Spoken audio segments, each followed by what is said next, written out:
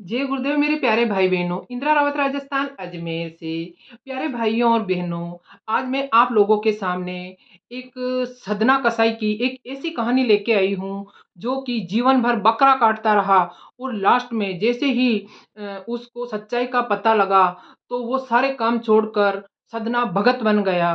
तो मेरे प्यारे साथियों, एक बार एक आदमी था जिसका नाम था सदना कसाई और वो एक गाँव में रहता था और गाँव के बाहर उसने एक छोटी-सी दुकान खोल रखी थी, जिसके अंदर वो बकरे काट कर मीट बेचने का काम किया करता था और इसी से उसकी जीविका चलती थी और इस प्रकार वो अपना जीवन यापन करते हुए वक़्त बिता रहा था और बहुत बरस बीत गए और बहुत टाइम निकल गया और वो यही काम करता रहा।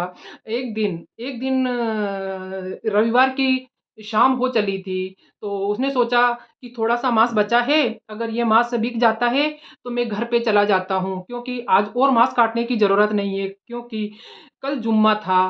तो मुसलमान भाइयों का एक त्योहार होता है जिसके अंदर उनको मीट नहीं चाहिए होता है। तो उन्होंने सोचा कि आज मैं अब ये मीट बिक जाने के बाद में मैं और बकरा नहीं काटूँगा वरना कल मेरा मीट खराब हो जाएगा।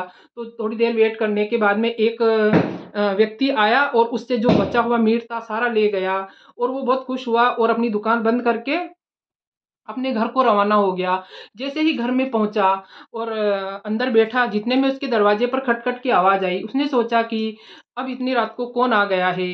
तो उसने जैसे ही गेट खोला, तो क्या देखते हैं कि 2 आदमी उसके पास में आए और बोले कि साहूकार जी ने 2 किलो मीट मँगाया है।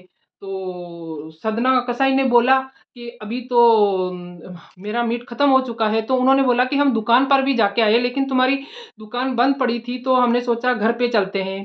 तो सदना कसाई ने बोला कि आज का मीट तो खत्म हो गया है और अब मेरे भाइयों अब मेरी बात सुनो क्योंकि मैं अभी और बकरा नहीं काट सकता हूँ क्योंकि कल के दिन तो मेरा मीट बिकेगा नहीं, तो फिर 2 दिन के अंदर मेरा मीट खराब हो जाएगा और मुझे बहुत नुकसान होगा।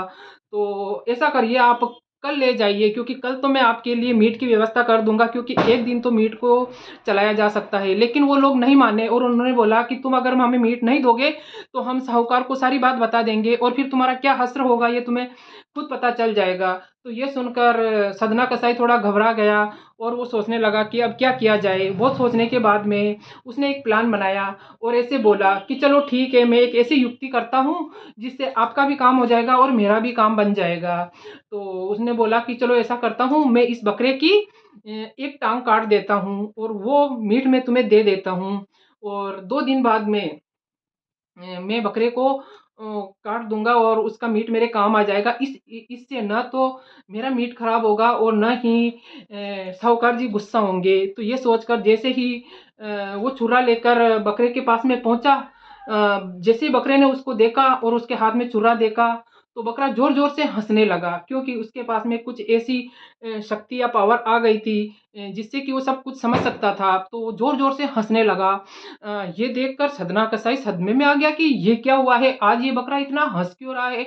और इतनी ही देर में बकरा ज़ोर-ज़ोर से रोने लगा। ये देखकर वो और ज़्यादा सोचने लगा कि ये कैसे संभव हुआ?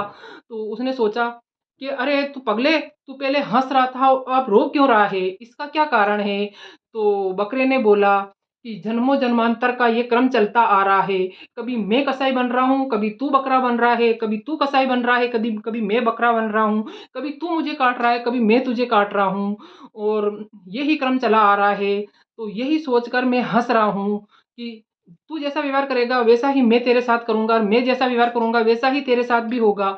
लेकिन अभी जो तुमने एक युक्ति सोची है उसको सोच-सोच कर मुझे बहुत रोना आ रहा है क्योंकि तू मेरी अभी एक टाँग काटने वाला है और मैं अगले 2 दिनों तक बहुत ही ज़्यादा दुःख पाने वाला हूँ और बहुत परेशान होने वाला हूँ और इसीलिए मेरे आँसू आ गए और मैं रो रहा हूँ। लेकिन कोई बात नहीं, जैसा तू मेरे साथ करेगा वैसा ही तेरे साथ भी होने वाला है। इस बार तू मेरी टाँग काटेगा और 2 दिन तक मैं परेशान होऊँगा। उसके बाद में मैं भी तुम्हारी टाँग काटूँगा और तू भी इसी प्रकार परेशान होता रहेगा। ये सुनकर सदमा कसाई एकदम जैसे कि उसके सारे होश उड़ गए और वो सोचने लगा कि ये क्या हो रहा है? और उसकी आँखें खुल गई और वो मन ही मन बहुत ही ज़्यादा घबरा गया और कुछ प्रण ले लिया उसने और उसी टाइम बकरे की बात सुनने के बाद में तुरंत वो वापस मुड़ गया और छुरे को फेंक दिया।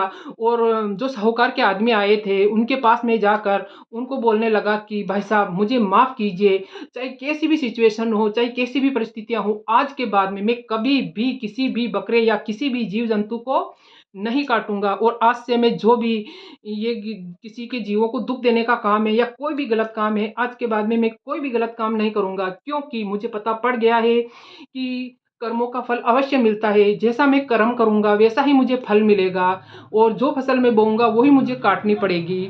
तो इस प्रकार उन लोगों ने सुना और उसका दृढ़ निश्चय देखकर वो लोग वापस चले गए। और उसने इतनी भक्ति करी, सधना कसाई ने उसी दिन से सारे बुरे काम खत्म कर दिए और मालिक की भक्ति में इतना लीन हो गया, इतना लीन हो गया कि उसने अपने अंतर में ज्योत जला ली और ईश्वर को साक्षात प्रकट कर प्राप्त कर लिया। और उसकी शिक्षाएँ इतनी ज़्यादा प्रसारित हुई कि गुरु ग्रंथ साहिब के अंदर उसके उपदेश आज भी चिन्हित है, उस ग्रंथ के अंदर उनको स्थान मिला है। तो मेरे प्यारे भाइयों और बहनों, कहने का मतलब है कि जो हम कर्म करेंगे वो ही उसका ही हमें फल मिलेगा। जैसे हम कर्म करेंगे वैसे ही हमें फल भुगतने पड़ेंगे। अगर हम गलत कर्म करेंगे तो हमें, अगर हम किसी जीव को दुःख देंगे तो हमें भी दुःख प्राप्त करना बहुत ही ज़रूरी है, क्योंकि ये कर्मों का खेल है, जो हम करेंगे वो हमें प्राप्त होगा।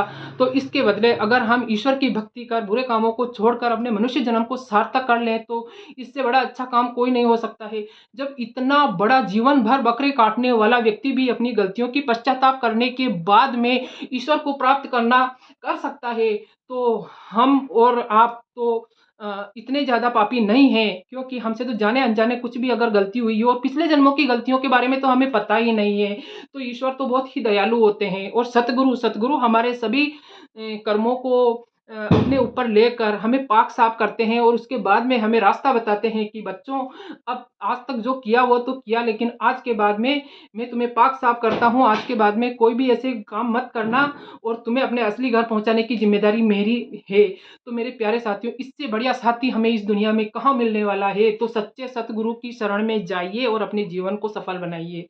जय गुरुदेव। अगर मेरी कहानी आपको अच्छी लगी हो, मेरी बातें अच्छी लगी हो तो लाइक, कमेंट और शेयर कीजिए और मेरे चैनल पर नए आए हो तो सब्सक्राइब कीजिए। इंदिरा मोटिवेशन राजस्थान। जय गुरुदेव।